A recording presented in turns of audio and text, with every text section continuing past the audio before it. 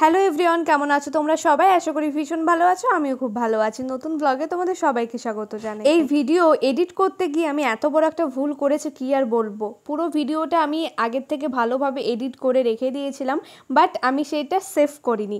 Save না করে আমি প্রত্যেকটা ভিডিও ডিলিট করে দিয়েছি। তারপর যখন আমি ডাউনলোড করতে যাব, দেখি যে পুরো ভিডিও ডিলিট, মানে এতটাই কষ্ট পেয়েছিলাম। আবার নতুন করে আমার ভিডিওটা এডিট করতে হচ্ছে।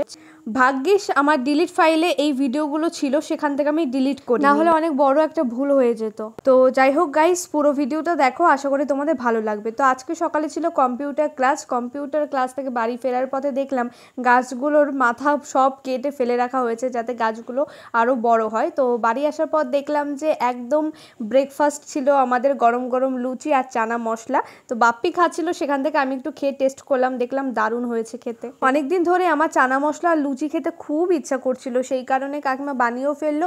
আর এরকম ফুলকো নরম লুচি কে না খেতে ভালোবাসে। আমার দেখা অনেকে আছে কিন্তু ওই কুড়মুড়ে যে লুচিগুলো হয়, যেগুলো ফোলে না, সেগুলো খেতে ভীষণ ভালোবাসে, কিন্তু সেরকম লুচি আমি একদমই পছন্দ করি না। আর আমি এখানে দুটো লুচি খেয়েছি, কারণ হলো মানে বেশি লুচি খেলে আমার প্রচণ্ড গা গুলিয়ে ওঠে। তো লুচি খেতে ভালোবাসি, ওই দুটো একটা বা ঘুরে ফিরে আবার রান্নাঘরে গিয়ে একটা দুটো খাবো, এই আর কি। তো দেখো, এই যে মহারাজা এখানে শুয়ে আছেন, আর বাইরে প্রচণ্ড রোদ। ও প্রায়ই এসে আমার এই ঘরে শুয়ে থাকে, আর আমি তাড়াই না, কারণ ও তো আমার কোনো ডিস্টার্ব করছে না।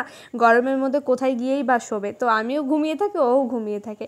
তো এখন সন্ধ্যা হয়ে গেছে, আর আমি মুভি দেখছিলাম 4-5 ঘন্টা ধরে। তো তারপর হঠাৎ মনে পড়লো যে আমার রিলস বানানো হয় না অনেক দিন। তারপর আমি চলে গেছিলাম সেজেগুড়ে রিলস বানাতে। আমার রিলস বানানো কমপ্লিট হয়ে যাওয়ার পর এই যে বোন বানাচ্ছে এখন রিলস।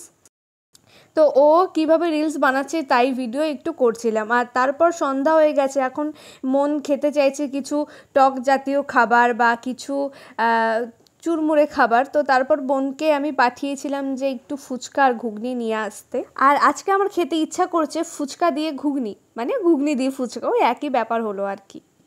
এই কথাটা শুনে তোমরাও একটু অবাক হলে যে এ আবার কেমন খাবার, ঘুগনি দিয়ে ফুচকা। দাঁড়াও, পুরো ভিডিওটা দেখো, আশা করি তোমাদের ভালো লাগবে আর তোমরা বুঝতেও পারবে। আর তোমরা যারা এই ভিডিওটা দেখছো তাদেরকে বলবো কোনো একদিন তোমরাও ঘুগনি দিয়ে ফুচকা খেয়ে দেখো, ভীষণ ভালো লাগে খেতে। আমি প্রায় খেয়ে থাকতাম আগে, বাট 1-1.5 বছর হয়ে গেছে এমনভাবে ফুচকার খাওয়া হয় না। হঠাৎ করে মনে পড়লো যে আজকে একটু অন্যভাবেই খেয়ে দেখি, মানে ঘুগনি দিয়ে ফুচকাটা খেয়ে দেখি।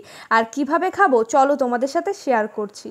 আর আমি এই যে ভয়েস দিচ্ছি, আর এই ভয়েসের মাঝে মাঝে হয়তো কুকুরের আওয়াজ পাচ্ছ। যত রাত হয় আর এদের মধ্যে হয়তো ঝামেলা তত বাড়ে। আর রাত্রে এক রাত্রে যে এমন চিৎকার চেঁচামেচি করে, রীতিমতো হয়তো ভয় পেয়ে যায় আর আচমকা ঘুম ভেঙে যায়। তো যাই হোক, এদের কথা বাদ দিয়ে এরা এরকম চিৎকার করতেই থাকবে সারা রাত।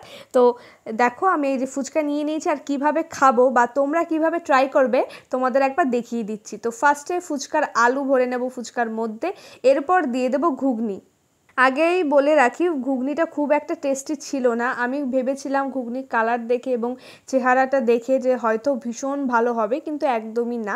তো যাই হোক, ঘুগনি নেওয়ার পর এবার নিয়ে নিচ্ছি টক, কারণ টকটা হলো ম্যান্ডেটারি। তেঁতুলের এই টক ছাড়া ঘুগনি আর ফুচকা কিন্তু একদমই অচল। তোমরা হয়তো আমার এক্সপ্রেশন দেখে বলবে যে তাতে বোঝা যাচ্ছে ভালো খেতে নয়। বিশ্বাস করো, আমি এর স্বাদটা উপভোগ করছিলাম। আমি ঘুগনি দিয়ে ফুচকা খেতে ভীষণ ভালোবাসি। তো বোনরাও ট্রাই করেছিল, ওরাও বললো যে দারুণ হয়েছে খেতে। তো গাইস, আজকের ভিডিও এখানে শেষ করছি। ভালো থেকো, সুস্থ থেকো, টাটা।